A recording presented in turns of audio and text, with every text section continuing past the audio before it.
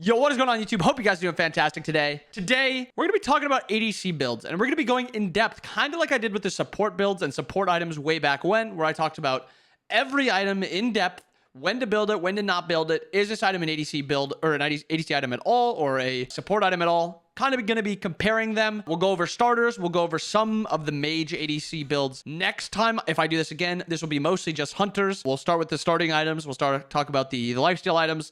And we'll try to just move down and just talk about everything, when to build it, when not to build it. Is it a build or item that you want to build or not at all? And just all that good stuff. And it's going to be a longer video, so I hope it doesn't bore you guys too much. But let's jump right in. All right, so starting with the recipes, might as well just touch on this quickly. Bountiful Bow, you build it on ability hunters like Uller, AMC, stuff like that. This is the worst one in the game. Never build this ever. Gooseberries on literally anybody else. Don't build Party Punch and don't build Sturdy Stew. You're only building these two. Ability hunters, auto attack hunters, GG's. That's all you need to know. All right, now going to the starter items, Death Toll, Gilded, and Leather Cowl will be the three we're touching on. Death Toll is kind of your safest early game option. Gives you a lot of health sustain, mana sustain. You should never really die with this one. This one is the I want to live this laning phase, or I want the extra sustain from laning phase and just kind of farm out as much as I can. Gilded is a slightly more aggressive option. It is, in my opinion, the worst of the starters. You trade the worst. You also have the worst to sustain in lane. But I think if you're going to be kind of farming up and just going for that late game, I think Ornate is very, very good as a one-off crit item, or a one-off crit item combined with a Deathbringer. We'll talk about that later in the build. But for the most part, you're not building Diamond Arrow as a physical hunter.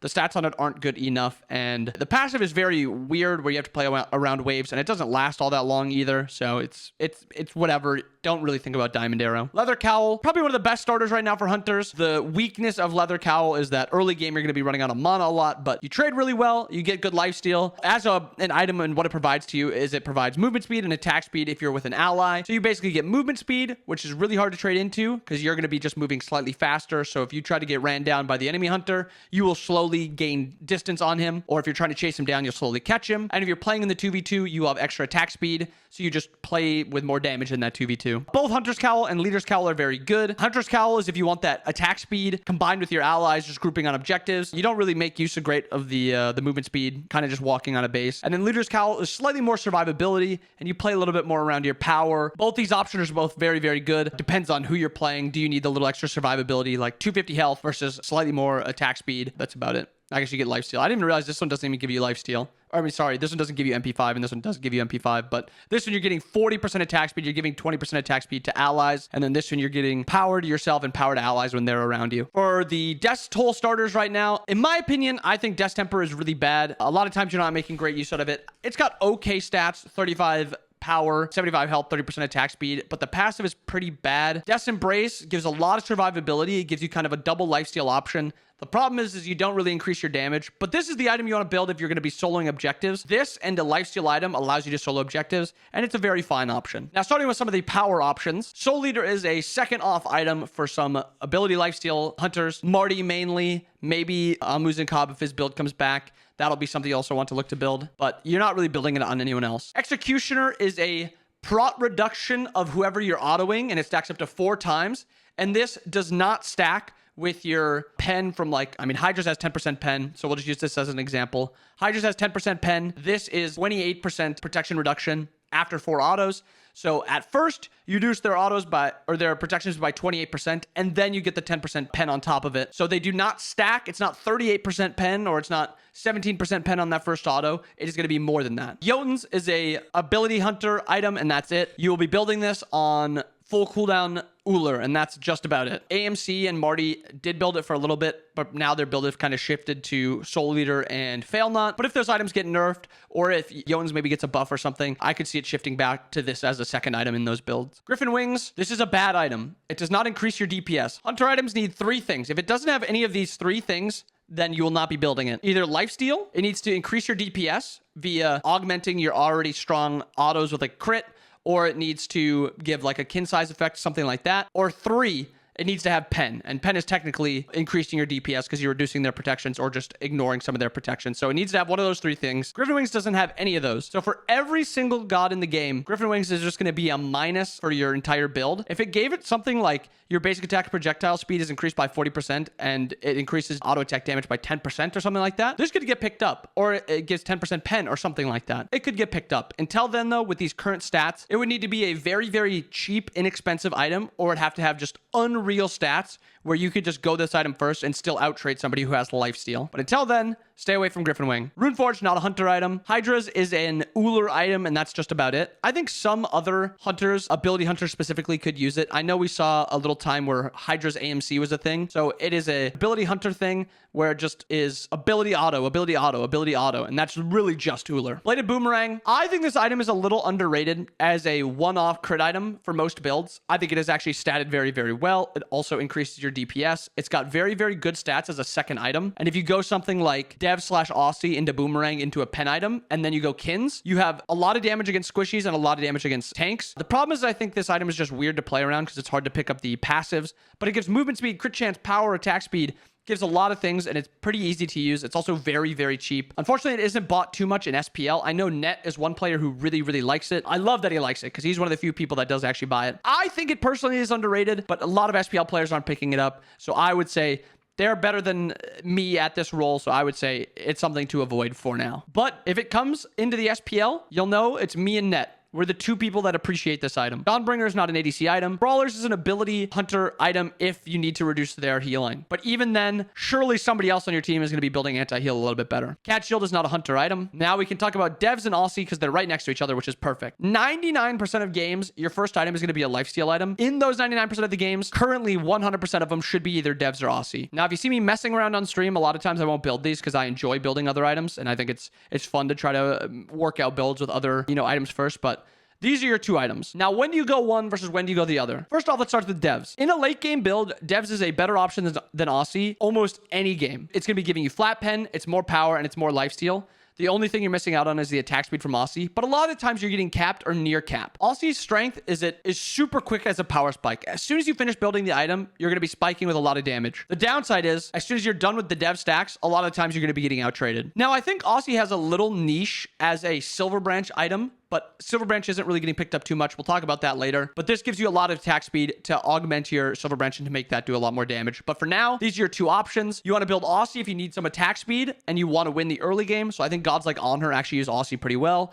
A lot of other gods will be using devs better. As soon as you're finished stacking with devs, you're going to feel a lot stronger than you would with Aussie. Atalana's bow. Addis is just getting buffed next patch, but what I say right now will still say the same for next patch. It doesn't increase your DPS, so it is not an item you can be building. 10 flat pen is not significant enough. You're not getting any lifesteal. You're not getting any crit chance. This item needs another stat somewhere for it to be worth picking up. I think if it gave 10% crit chance, 15% crit chance, or, something along the lines of just something else to increase your damage or to give you lifesteal maybe even. I'd be curious if they just tossed 10% lifesteal on this and kept it at 2,400 gold, or if they did the exact opposite where they kept the stats as is and they just made it like 2,100 gold and tried something like that to see if it would stick as a second item. But it's too expensive and it doesn't give you enough damage. And then the passive is just really, really useless. Demon Blade. This is your one pen option for crit items. And if you look at the DPS builds for full tank gods, Demon Blade is one of the best items in the game. The problem is a lot of times you're rarely hitting a full tank, like 325 protection physical god. So Demon Blade doesn't have that true strength there. It's also just a weird item to put into your build because it is very, very statted poorly. 25 power, 10 attack speed, 20% crit chance. And then you get 10% attack speed and 10% pen off of a crit. So you need to be critting pretty often to get the benefit of this. And you also need to have more crits in your build to be able to get the actual augmentation of getting more crits to get more pen and more attack speed. 2,400 gold, it's somewhat cheap, but a lot of times you can just get a better item elsewhere. Sekhmet is not built on anyone. Vital Amplifier has like a meme build kind of on Chiron. If you want to try it out, it's just Vital Amplifier first item, and then you rely on the lifesteal you rely on the healing from your passive, and then you just kind of go full cooldown. It's a pretty fun build, but it's not really that practical. Bobble is the worst item in the game. Never build it on anyone, let alone an ADC. I'm going to wait on Dominance till we get to Kins because I want to talk about those two together. Rage is a crit item that when you get kills, you get stacks to give you more power and crit. And it's actually a really powerful item if you do get those stacks early. The problem is a lot of ADCs just farm, so you don't really get the value from the passive until late game. And at that point, Rage is giving you no attack speed so it doesn't feel all that great to get. Rage, not really an ADC item. Trans, this is the this is the ability-based hunter first item 99 times out of 100. AMC, Marty, even the Artemis build, Uller, all of them build trans first. If you're building an auto attack hunter, you're not building this item. Stick to a lifesteal item first. Crusher. We saw this kind of come up again as a good little spike for some even auto attack hunters, but it's kind of fallen back down as mostly just an ability hunter item. I still think it's statted pretty well. The passive is just a little meh for auto attack hunters because you're not getting enough, use of the abilities, but it's still fine. I wouldn't build it on auto attack hunters. I would build it on every ability hunter because it is very, very strong for ability hunters, but yeah, that's the downside. Titan's Bane is an ability-based hunter item that you will almost always be building. Gives you 20% pen, and then it gives you also 20% pen every 6 seconds on your next ability cast. So it's good on poke. It's good on characters that are going to be casting a lot because you get really, really often 40% pen for free. And keep in mind, this passive actually overcaps your pen. So this is 40% pen, and if you have 20% pen elsewhere, say you have a Demon Blade and a Hydra's, this will actually be a 60% pen ability cast. Silver Branch Bow. This one's kind of came in and out of meta a little bit. It kind of peaks its head for a little bit, and then it disappears. The problem right now is it's kind of hard to come up with enough attack speed to make this item worth. I think you need 20% attack speed over the limit to be able to make use of the Silver Branch passive, and until then, you don't really get enough use out of the power from Silver Branch. It's an okay item. It gives you some pen. The problem is it's just a little expensive, but I still think it's a pretty good item. And if you have enough attack speed to make use of it with like an Aussie build and a bunch of attack speed, it can be fine. Bloodforge. It's kind of came in and out of meta as a first option for ADCs for lifesteal, but right now, not enough power, not enough lifesteal, not enough movement speed, and it's a little expensive. Not really ever built. Maybe it gets buffs in the future. Like it had 10% pen a couple patches ago and it was bought a lot for ADCs, but now that it doesn't have that, it's not getting bought at all. Kin size. So now I'm going to talk about Kins and Dom together. So we'll start with Dom. Dom is your basic attacks benefit from an additional 20% penetration. This overcaps your pen. Pen is capped at 40%. So if you have 40% pen from like a Titan's Bane,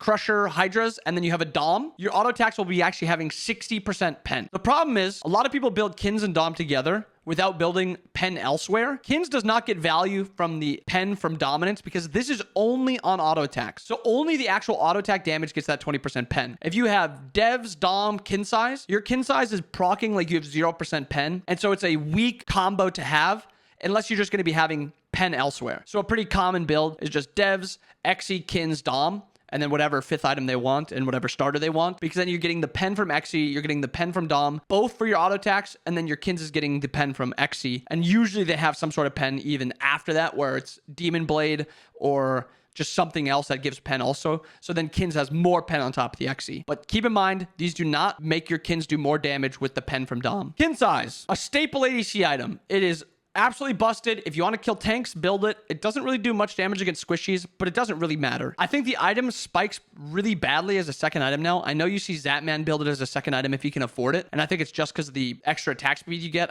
I guess. I don't really know entirely. I think Xe second is just way better almost every game than Kins is, but I mean, they don't really have a ton of protections early either, so Xe's not getting too much value either. So maybe it's both of them just don't have any value as a second item, but that's the only thing they really can build because they need them for both for late game. Either way, Kins is an auto build in any auto attack item or any auto attack hunter build. Fail not. Now this item actually came up a lot. We've seen it in auto attack and we've seen it in ability hunter builds, and it's because it's just statted across the board really, really well. Good power, crit strike, cooldown, pen, and then you also get crit chance onto the character that you first hit outside of your ultimate casting, and you reduce their damage by 10%.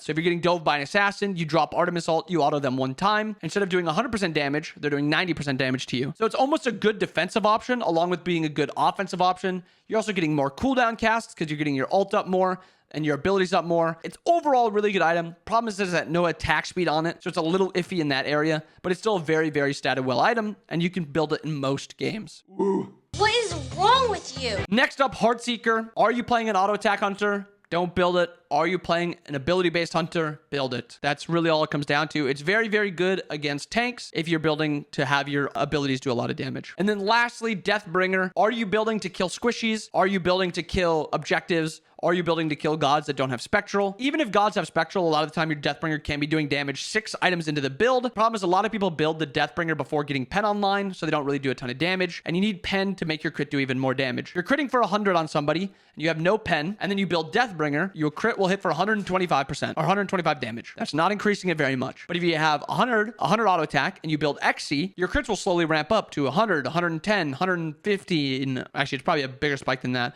We'll say 100, 115, 130, 145. So you're just doing a lot more damage through having pen over having the Deathbringer. And you just got to kind of keep that in mind. Deathbringer is really good if you're building crit. You need another crit option outside of the Deathbringer. That's why the auto attack arrow build, where it's Ornate Arrow, Devs, Xe, Kins, Dom, Deathbringer. You have kind of everything you need. Where you're going to be killing squishies, you're going to be killing tanks, you have a lot of pen, you have crit chance to do extra damage to objectives. Just to sneak in right now while I'm talking about like the king of crit chance items. Crit works on objectives like Gold Fury, like Pyro, like Fire Giant, and enemy gods. It doesn't work on towers, it doesn't work on phoenixes, and it doesn't work on titans. So you got to keep that in mind where you need damage outside of the crit to do more damage to those, and that just comes from power and pen. Lastly, to the auto attack items, because I think this is the last thing to touch on really. Odysseus's bow. Odysseus's bow, you get more damage based on your auto attack power, your basic attack power, not your actual power. And your basic attack power scales at 100% of your actual base power, and then whatever your hunter scales at. X-Ball has 38 base auto attack damage, and for every 1 power he builds, he'll do